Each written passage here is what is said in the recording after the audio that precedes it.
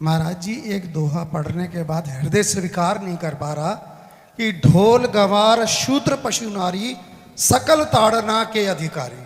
जी, इसमें गोस्वामी जी ने बहुत सूक्ष्मता से वर्णन किया। महापुरुषों के वचनों को हम सूक्ष्मता से समझ पाए। प्रायः ऐसा कह करके हम कहीं कहीं माताओं बहनों की अवहेलना करते हैं, कई जगह हम इसका प्रयोग कर देते हैं। अरे वो गोस्वामी जी ने लिखा है ढोल गवार शूद्र पशु नारी सकल ताड़ना के अधिकारी।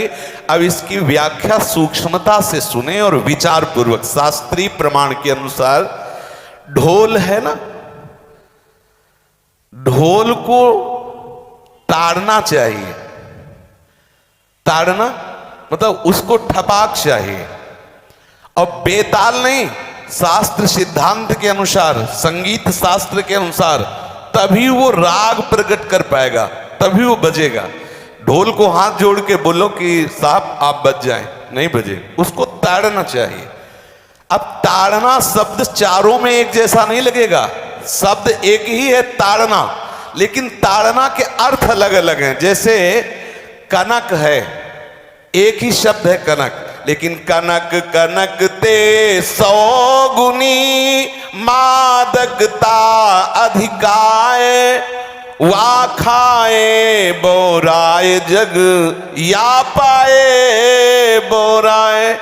बोले कनक ही शब्द है। जैसे ताड़ना शब्द का हम प्रयोग केवल वही समझे कि ताड़ना देना ही नहीं, उसका अर्थ अलग अलग है। जैसे कनक शब्द है, कनक को सोना भी कहते हैं और कनक को धतूरा भी कहते हैं। कनक को धतूरा भी कहते हैं। एक कनक है जिसके खाने से बावरा हो जाएगा और एक कनक है जिसके पाने से बावरा हो जाएगा। कनक शब्द एक ही है लेकिन दोनों का अर्थ अलग अलग हो गया। ऐसे ही ढोल में ताड़न का तात्पर्य है उसको पीटना, लेकिन वो शास्त्रीय संगीत के आधार पर उसको ताल देना। ताल देने से ही वो राग प्रकट करता है, आनंद की उमगन करता है, ना कि प्रार्थना करने से। समझ रहे? अच्छा, गंवार, गंवार कहते हैं विवेकहीन पुरुष को। विवेकहीन पुरुष को कोई कार्य दे दो और उस पर दृष्टि न रखो तो कार्य नष्ट हो जाएगा।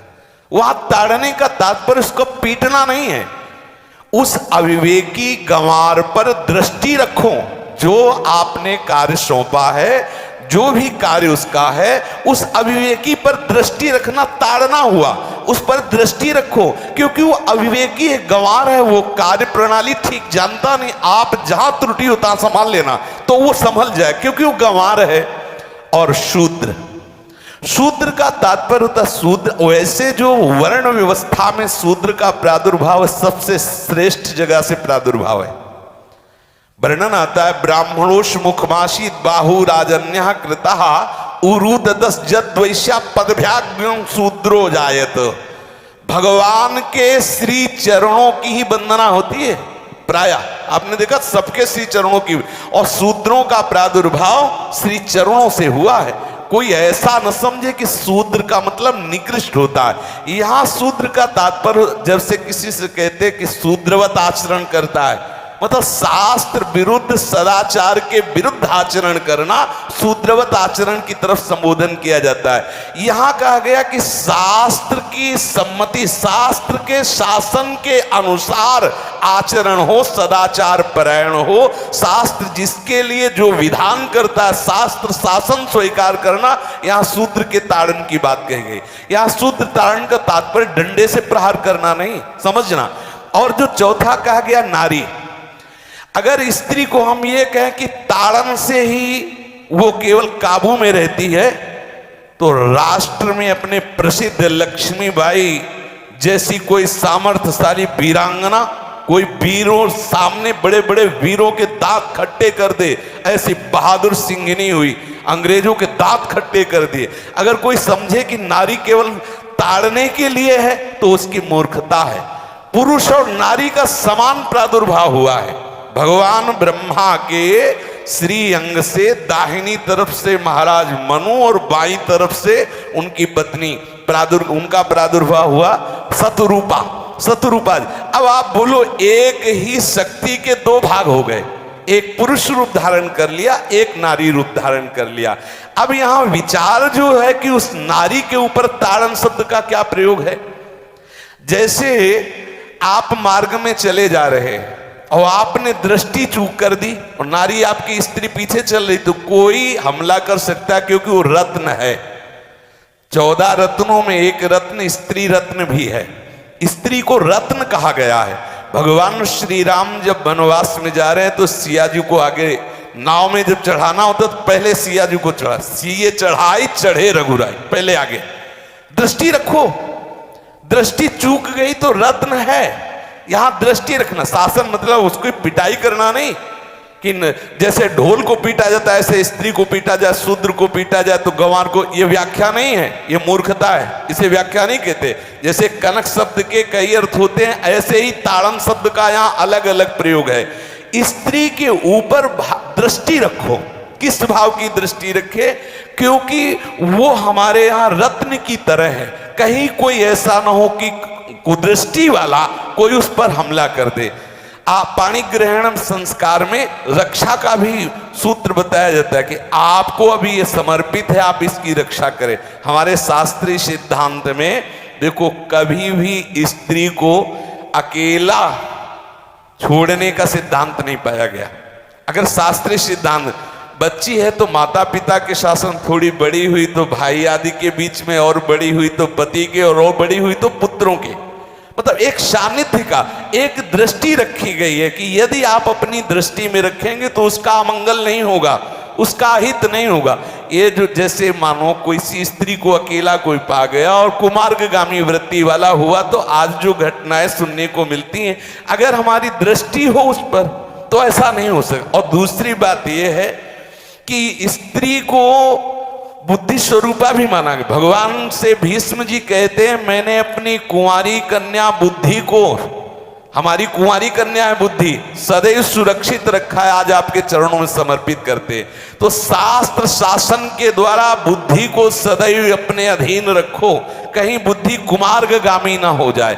यहाँ स्त्री के ताड़न का केवल एक सूत्र है कि आप उस पर दृष्टि बनाए रखें, कहीं स्त्री रत्न कहीं अपवित्र ना हो जाए, कहीं दूसरे का किसी तरह से कुमार्गगामी लोगों का ऐसा कोई बर्ताव ना हो जाए, इसलिए सावधान। वहां उसको पीटने का शब्द नहीं है कि ढोल गवार शूद्र पशु नारी सकल ताड़ना के अधिकारी। ताड़ना का तात्पर्य वहां पीटना नहीं तो विद्वता में देखो तो एक से एक, साधुता में देखो तो एक से एक, वीरांगना देखो एक से एक, ऐसा नहीं कह सकते, क्योंकि जो सामर्थ्य पुरुष में वही सामर्थ्य भगवान ने स्त्री में भी दी, क्योंकि भगवान के ही 2 रूप हैं, एक स्त्री और एक पुरुष, समझ रहे ना।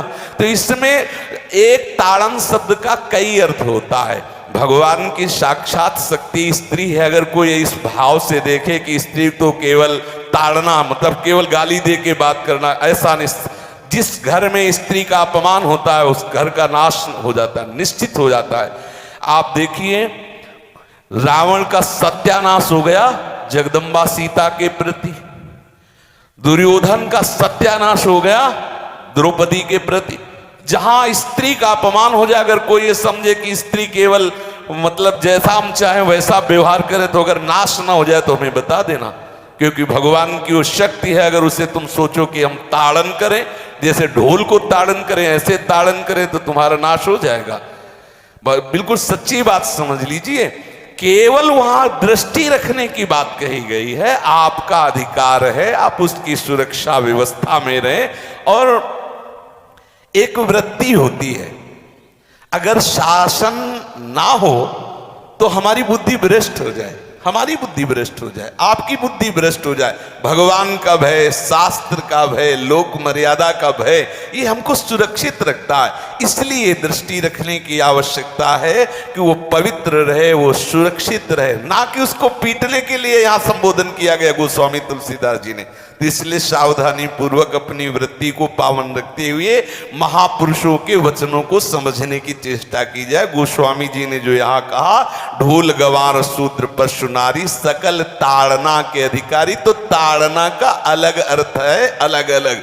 जैसे ढोल में ताड़ना, तो वैसे ही सब जगह नहीं ताड़ना लगेगी। आप देखो, पशु जो है, चालक जो घुड़सवार होता है उसको ताड़ना एड़ी से देता है, अपने चालक जो होता है घुड़सवार एड़ी से। किसान जो होता है वो बैल को बोलता है दाहिने, जैसे हल जोतने होता है ए बाएं, वो भाषा समझता है, बाएं मुड़ जाए, और नहीं मुड़ता तो पीछे अरई है एक छड़ी, उससे वो इशारा देता है, वो समझ जाता है। पशु को अपने इशारे से चला लेते। अब उससे कहे खड़ा होके हाथ जोड़ के कहे कि भैया बैल देवता आप थोड़ा दाहिने मुड़ जाओ, तो नहीं मुड़ेगा। जब लगाम पकड़ी और थोड़ा ताड़न किया और बोले दाएं, तो फौरन दाहिने मुड़ गया। आप देखो जो बैलगाड़ी चलाते हैं, घोड़ा गाड़ी चलाते हैं, ऊंट चलाते हैं, तो पशु शासन के द्वारा उसको इशारे से किधर चलना उसको इशारा बता दो। अलग अलग जगह इस ताड़न शब्द का अर्थ